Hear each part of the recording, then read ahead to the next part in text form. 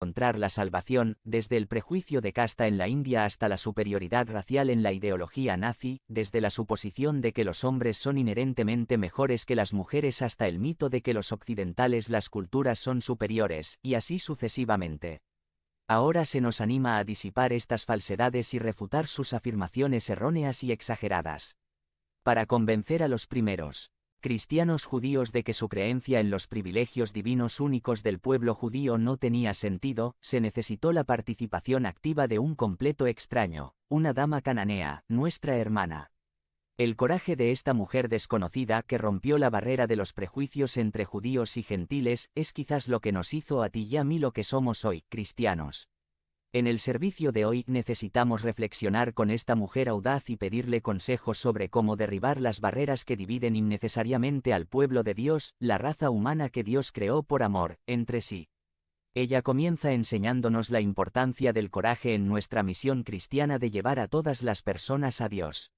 Se necesitó una valentía extraordinaria de su parte para elegir comprometerse con la compañía de Jesús y sus discípulos, compuesta únicamente por judíos y hombres, para otorgarle el estatus de extranjera y de mujer. Era tan humilde que, a pesar de llamarlo por su legítimo título mesiánico, «Ten piedad de mí, Señor, hijo de David», Mateo 15. 22, Jesús siguió ignorándola. Él no le respondió nada, Mateo 15. 23. En este punto, la mayoría de la gente renunciaría y reconocería la derrota. Sin embargo, tal no fue el caso de nuestra hermana cananea, constructora de puentes, reformadora social y revolucionaria. En cambio, aumenta sus esfuerzos y realiza una actuación en solitario hasta el punto en que los discípulos tuvieron que instar a Jesús a que interviniera. «Despídela, porque sigue gritando detrás de nosotros», Mateo 15. 23. Mire la actitud patriarcal de los discípulos. Si una mujer habla, es como gritar. Señalan indirectamente que las mujeres no pueden hablar delante de los hombres. Es una mujer de coraje. Ella enfrenta el sistema patriarcal con valentía. Su coraje y su negativa a aceptar un no por respuesta finalmente dieron sus frutos. La otra lección que nos enseña esta mujer es a mantener la mirada en el llamado como cristiano, manteniendo la mirada en el propósito de Dios, o la meta de construir el reino de Dios, o el fin de predicar el evangelio a los pueblos. Comillas sencillas, permaneció serena y enfocada en su misión, que es demostrar que incluso los no judíos tienen derecho a la bendición de Dios en Cristo y el propósito por el cual fue llamada, incluso cuando Jesús usó un lenguaje que denigraba a su pueblo. No es justo, tomad la comida de los hijos y echadla a los perros, Mateo 15. 26. Nuestra valiente hermana entendió que decir lo que pensaba a Jesús en ese momento pondría en peligro su causa y la pondría en peligro de perder aquello por lo que había trabajado tan duro. Pero con determinación y la mirada fija en la meta, lo consiguió. Si considera que las declaraciones de Jesús a ella fueron agresiones verbales injustificadas contra ella y su pueblo, ella también es un excelente ejemplo de no violencia. Su reacción fue más de tranquila reconciliación hacia el proceso de paz. Su persistencia valió la pena. Jesús finalmente se inclinó. «Mujer, grande es tu fe. Como queréis que os sea hecho», Mateo 15. 28. Y la audaz mujer logró su objetivo. Ella logró su propósito. Finalmente, recibió lo que estaba destinado a ella y para lo que fue llamada. A todos nosotros hoy, esta extraña mujer solitaria nos está diciendo: grande es tu fe. Tenga fe, manténgase comprometido con sus objetivos y enfrente los prejuicios y la falsedad donde quiera que aparezcan, incluso en posiciones de autoridad, poder e incluso religión. Dios puede usar al más pequeño de nosotros como fuente de fe para traer justicia y sanidad a todas las hijas e hijos desfavorecidos de Dios en todo el mundo. La pregunta es: ¿estoy listo para ello? Que el corazón de Jesús viva en el corazón de todos. Amén. Conviértete en miembro del canal y sé un instrumento de la palabra de Dios. No dejes pasar esta oportunidad de impactar vidas. Haz clic en el enlace de la descripción ahora y ayúdanos a difundir la palabra de Dios. Arrojado por Bai John Singarayar SVD. Sumari. Arrojado por Sagrada Escritura. 1 Reyes 19, 9, 1 Reyes 19, 11 a 13, Romanos 9, 1 a 5, Mateo 14, 22 a 33. Reflexión. Queridos hermanos y hermanas, hoy comencemos nuestra homilía con una historia divertida. Un visitante de Tierra Santa quería dar un paseo en barco por el mar de Galilea, el mar sobre el que caminó Jesús. Le preguntó al barquero sobre la tarifa. El barquero dijo que eran $50. $50, exclamó el visitante de Tierra Santa y dijo angustiado. Con razón Jesús caminó. Comillas sencillas. Hoy, necesitamos entender apropiadamente la historia del Evangelio. La historia trata de Jesús caminando sobre el mar. ¿Qué lo hace único? Es especial porque tiene mucho que enseñarnos acerca de quién es Jesús. La historia del milagro de Jesús caminando sobre el mar viene inmediatamente después de la multiplicación de los panes. Nos hace comprender que Jesús es Señor y tiene autoridad sobre todas las fuerzas naturales y sobrenaturales. Porque los judíos creían que el mar era el dominio de fuerzas demoníacas sobrenaturales. Se consideraba que un mar, embravecido y tormentoso, era obra de estos espíritus hostiles. Al caminar sobre las olas embravecidas y calmar el mar tormentoso, Jesús demuestra que tiene poder y control total sobre estas fuerzas espirituales hostiles. ¿Cómo es relevante para nuestras vidas? Sabemos que hay muchos cristianos que han rendido sus vidas al Señor pero que aún viven en constante temor a los malos espíritus, la hechicería, la brujería, las pociones y las maldiciones. Es una realidad en muchas partes del mundo cristiano. Después de ser bautizados como cristianos y creer en Jesús como el Señor resucitado que venció al mundo malvado y ficticio, muchos cristianos continúan viviendo según las viejas costumbres. La lectura del Evangelio de hoy nos trae la buena noticia de que estos poderes de las tinieblas no tienen ninguna posibilidad cuando Jesús está presente y activo en nuestras vidas. Pero la pregunta es, ¿tenemos fe en la presencia de Jesús en nuestras vidas? Debemos tener en cuenta que Jesús nos ha prometido: yo estaré con vosotros, hasta el fin del mundo. Mateo 28:20. No es una declaración, es nuestra esperanza, es nuestra fe. La imagen de la barca en el mar es uno de los primeros símbolos cristianos del viaje de la Iglesia por el mundo. Así como la barca es sacudida por las olas, así la Iglesia es golpeada por todos lados por fuerzas mundanas y espirituales hostiles al reino de Dios.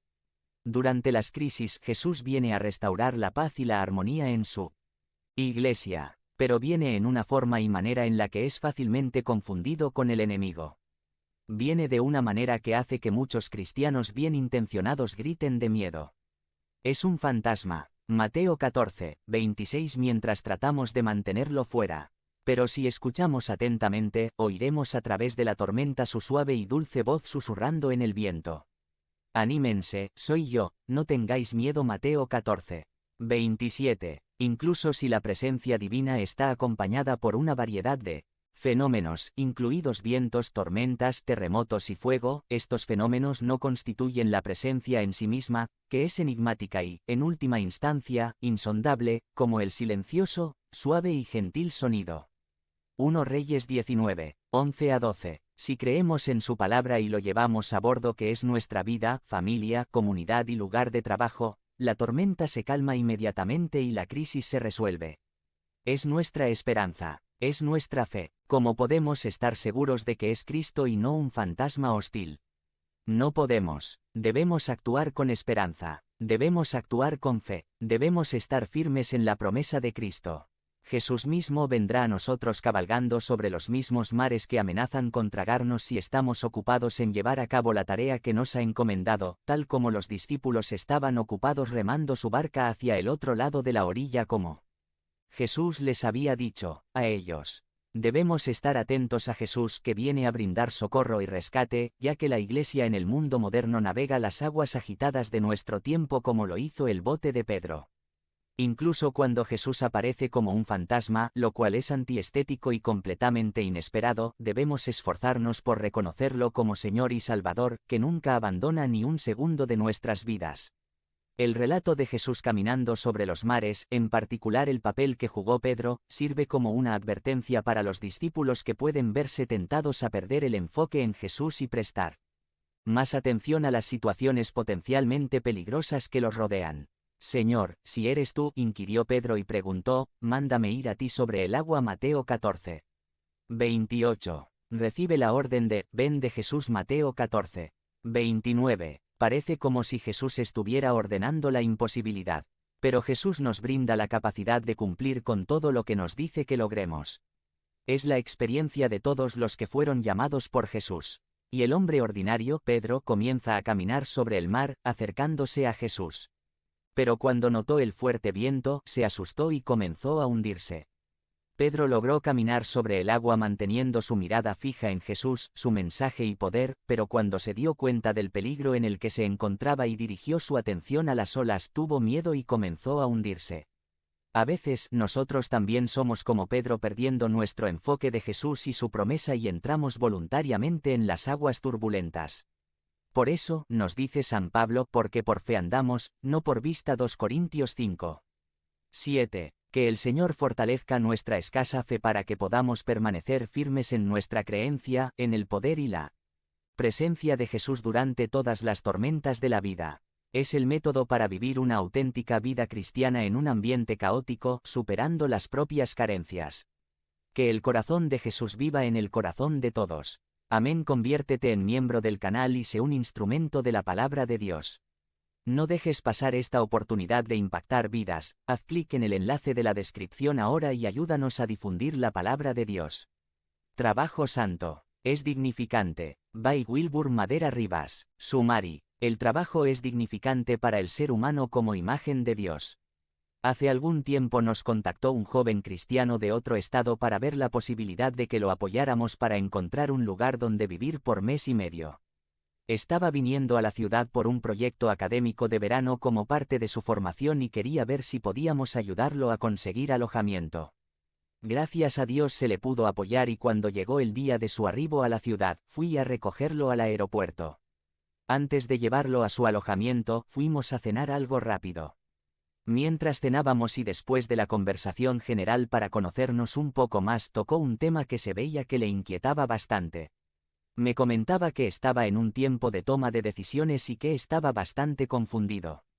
Me dijo que tenía una oportunidad de continuar sus estudios para lograr un posgrado en su campo académico, pero que por otro lado, le estaban animando a estudiar en un seminario para, abro comillas, servir al Señor.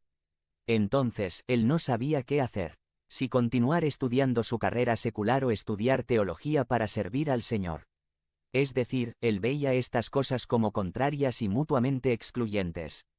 Aproveché esa cena y esos momentos para explicarle que las dos ideas no estaban en conflicto. Que por medio de ambas cosas podía y debía servir al Señor. Le expliqué que los creyentes en Cristo no vivimos en dos mundos, uno secular y uno sagrado. Sino que todo el tiempo vivimos ante el rostro de Dios y para la gloria de Dios. Tiempo después pude notar por sus redes sociales que el Señor le guió a servirle a través de estudios superiores en su campo de conocimiento. No tuvo que ir a un seminario para servir al Señor. Cada quien debe seguir el llamado que Dios le hace a servirle en todas las diferentes esferas de su reino. Hay personas que, como este joven, tenemos una idea equivocada de la vida. Muchos cristianos hemos adoptado la idea de que la vida en el reino de Dios se vive en dos mundos, un mundo secular y un mundo sagrado, santo o religioso. Entonces, según esta perspectiva, la persona debe tratar de mantener cada mundo en su lugar y aprender a navegar en cada mundo con los valores, prácticas y pautas propias de cada ámbito. En muchos, esto resulta en circunscribir nuestra vida en Cristo solo a lo que tenga que ver con los medios de gracia o la liturgia o vida eclesiástica. Y pensar que nuestro actuar y vida en otros ámbitos como la educación, la política, la economía, el arte, la ciencia, el deporte, el entretenimiento, el ambiente, las problemáticas sociales, la salud, etc., tiene, en el mejor de los casos, poco que ver con Dios, o son ajenos completamente a la vida cristiana, más allá de mantener un buen testimonio ante los demás. Y uno de los temas en el que se nota muchísimo este dualismo que existe entre muchos cristianos es precisamente en el tema del trabajo. Por eso este mes, en nuestra serie Trabajo Santo, estaremos considerando lo que la Escritura dice acerca del trabajo y veremos que nosotros como cristianos no vivimos en dos mundos. Para nosotros no hay un mundo secular y otro sagrado o santo. Sino que todo, absolutamente todo, lo relacionado con la vida humana tiene que ver con Dios y nuestra fe. Y el trabajo no es la excepción. Este mes estaremos tratando de delinear una perspectiva bíblica acerca del trabajo, porque nuestro trabajo es cosa santa, es una actividad que ha de hacerse para la gloria de Dios. Con respecto al trabajo, hay muchas decisiones que tomar y a veces no somos muy sabios al hacerlo. Algunos desprecian el trabajo